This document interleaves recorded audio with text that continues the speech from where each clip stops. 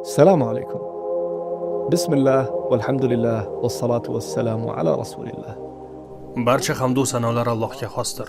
Biz undan yordam so'raymiz, undan mag'firat tilaymiz va payg'ambarimiz Muhammad sallallohu alayhi va sallamga, shuningdek, qiyomat kunigacha u zotning izidan ergashganlarga salovat va salomlar yo'llaymiz. Hurmatli birodar va opa-singillar, aziz kuzatuvchilar, bu voqeani ham Shayx Abbos Bataviy rivoyat qilganlar. Alloh u kishini rahmatiga olsin. Shayx Abbos Bataviy aytadiki, men bu janozaga shaxsan o'zim guvoh bo'ldim va boshimdan o'tgan holatni hech qachon unuta olmayman.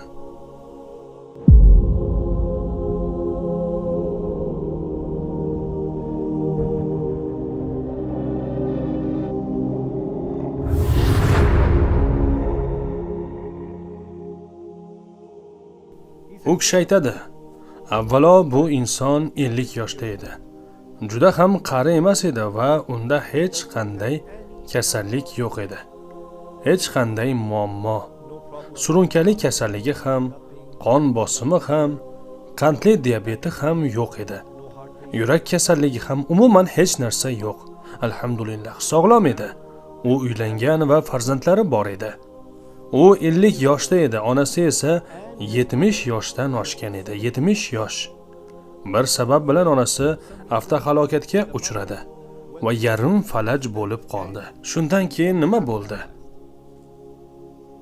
U onasiga 9 yildan ortiq vaqt davomida qarab keldi. Parvona bo'ldi. Bir kuni ular umraga borishga qaror qilishdi. U xursand bo'lib onasiga, "Inshaalloh biz umraga boramiz. Men sizni umraga olib boraman va inshaalloh yaxshi vaqt o'tkazamiz" dedi. Ular juda xursand edi. Shundan so'ng ular yaqin mamlakatlardan biriga umraga yo'l olishdi. Umrani ado etish uchun juda uzoq safar qilishdi. Onasi nogironlar aravachasida edi. Aeroportdan boshlab samolyotgacha. Keyin yetib kelgach ham u aravachada edi. Uni surishda boshqalar ham yordam berardi, lekin asosan unga o'g'li qarardi. Butun oila, hatto uning farzandlari ham buvisiga yordam berardi. Lekin aynan mana shu o'g'il har doim onasining yonida bo'lib, unga xizmat qilardi. Keyin ular Jiddaga yetib kelishdi va u yerdan Makkaga yo'l olishdi. Makkaga yetib, haramga kirishni xohlaganlarida u nogironlar aravachasini pastga, Ka'ba joylashgan asosiy qavatga olib tushish uchun joy topa olmadi. Onasi esa oldindan aytgan edi. U Ka'baga iloji boricha yaqin borishni xohlaydi. U o'g'il onasini aravachada pastga olib tushishni rejalashtirdi.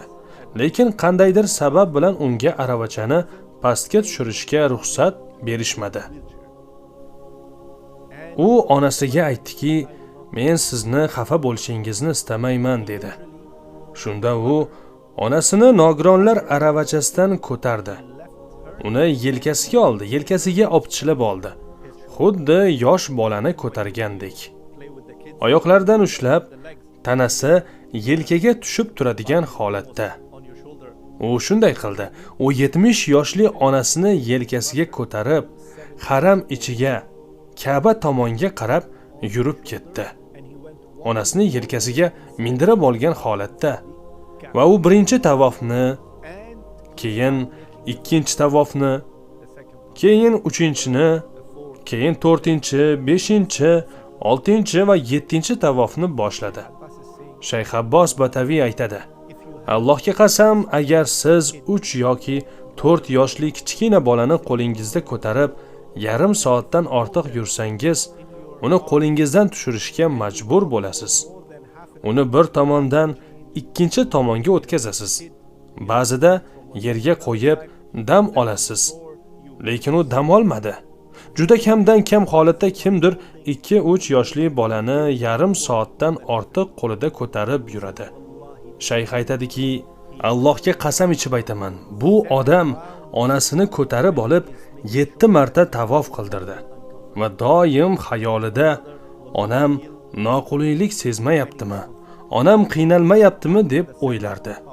7 marta Ka'ba atrofida aylangach, u sa'y qilish uchun yo'l oldi. Sa'y, ya'ni Safo va Marva orasida yurish ham boshlandi. U esa onasini yana ko'tarib oldi. Oila a'zolari endi onangizni aravachaga o'tkazsak bo'ladi deyishdi, lekin u yo'q, onamni o'zim ko'taraman dedi. Subhanalloh. U onasini xuddi chaqaloqdek ko'tarib Safo va Marva orasida yurdi. 1-chi, 2-chi, 3-chi, 4-chi, 5-chi, 6-chi marta, 7-chi marta borib keldi va sa'yni ham tugatdi. Oradan 1-2 kun vaqt o'tdi. Ular ortlariga qaytmoqchi bo'lishdi. Lekin ularga bir xabar keldi. Ularning reysi bekor qilinibdi. Ya'ni ular uchishi kerak bo'lgan samolyot bekor qilinibdi. Va aviakompaniya ularga yana bir kecha qolishni va ertasi kuni uchishni taklif qilgan. Shunda o'g'il onasiga, "Keling ona, haramga borib o'tiramiz" deydi. Onasi esa "Yo'q, men mehmonxonada qolaman. Sen xohlaganingni qil" deydi. Shunda o'g'il, "Yaxshi, u holda men xolam uchun ham yana bir umra qilmoqchiman" deydi. Ya'ni onamning opasi uchun. U tezda kiyimlarini almashtirdi, ihrom kiydi va vaqt borida yana borib tavof qilishni boshladi. Chunki ularning parvozi ertasi kunga ko'chirilgandi va u xursand holatda qaytib kelib, "Alhamdulillah, oxirgi lahzada ham opangiz uchun umra qilishga ulgurdim" deydi. Ya'ni xolasi uchun. Keyin u "Men biroz uxlab dam olaman" deydi va uyquga ketadi. Uxlaydi. Uni namoz uchun uyg'otishganda uning allaqachon joni uzilgan edi. Uyqusida jon berganda, subhanalloh, albatta hayot, umr va inson qancha yashashi barchasi Alloh subhanahu va taoloning qo'lidadir. Aql bilan qaraganda u 50 yoshda edi. Hech qanday surunkali kasalligi yo'q, muammosi yo'q edi. Onasi esa yoshi katta, yarim falaj, 70 yoshdan oshgan edi. Shuning uchun ba'zi odamlar o'ylashi mumkin, onasi yoshi katta edi, o'limga yaqinroq edi deb. Lekin bu Alloh subhanahu va taoloning irodasiga bog'liq. Vafot etgan esa sog'lom, 50 yoshli o'g'il bo'ldi. U yurak xuruji ham bo'lmadi, shunchaki uyqusida vafot etdi. Bunga to'satdan o'lim deyiladi yoki kutilmagan o'lim deyiladi. Payg'ambarimiz Muhammad sallallohu alayhi va sallam aytganlar: "Shunday zamon keladiki, odamlar to'satdan vafot etadi." Bu esa hozir odatiy holga aylanib bormoqda. Shayx Abbos o'sha marhumni yuvintirgan inson aytadiki, "Men uni yuvintirganimda hammasi odatdagidek edi. Hech qanday alohida yaxshi ham yomon ham belgi ko'rmadim. Bu ham ko'pincha shunday bo'ladi. Oddiy inson, oddiy holat. Men uni yuvintirdim. Va o'sha paytda uning o'g'li ham o'sha yerda edi va yana 2 kishi menga yordam berib yuvintirdik va kafanladik. Keyin biz bu inson uchun janoza namozini o'qidik." U aytadi, "Endi asosiy nuqta shu yerda. Uni qabristonga olib borib qabr ichiga qo'yganimiz zahoti qabr ichidan shunday bir hid chiqdiki, qabrni shunday bir hid to'ldirdiki, Allohga qasam, yer yuzida hech kim bunaqa hidni hidlab ko'rmagan. U hid nihoyatda go'zal, betakror bir xushbo'y hid edi." Shayx Abbos bu voqeani eslaganda yig'lab yuborganini aytadi. Shayx Abbos Pataviy aytadiki, "Allohga qasam, men 30 yillik faoliyatim davomida faqatgina 3 marotaba shunday hidni sezganman" deydi. 3 marotaba. Ularning birinchisi Shayx Ali Bajabir. U Makkaning imomi bo'lgan. U vafot etganida Shayx Abbos uni yuvintirgan. Qabrga qo'yganda aynan shunday hidni sezgan. U aytadi, "Allohga qasam, bunday hid umuman boshqacha, yer yuzida tengi yo'q." Ikkinchi holat bir inson edi. Unda 7 ta alomat zohir bo'lgandi. Turli 7 alomat. Biz bu haqida ilgari batafsil gaplashganmiz. Va o'sha alomatlardan ba'zilari masjid, qabr va uy juda xushbo'y hid bilan to'lib ketgan edi. Uchinchi inson esa mana shu odam edi. bu hidni tasvirlab berishga so'z topolmayapman. So'ng shayx aytadi: keyin biz qabrdan chiqib dafn ishlarini davom ettirdik. Dafndan oldin esa o'g'li tezda marhumni onasini oldiga bordi. Yarim falaj bo'lgan ona yoniga kelib, o'g'il, otamdan juda ajoyib bir hid kelyapti dedi. Shunda onasi qabriston tashqarisidan shayxni chaqirdi. Shayx uning oldiga keldi. Onasi: men o'g'limni ko'rmoqchiman dedi. Shayx: bu mumkin emas, siz qabristonga kira olmaysiz, ahvolingizni qarang dedi.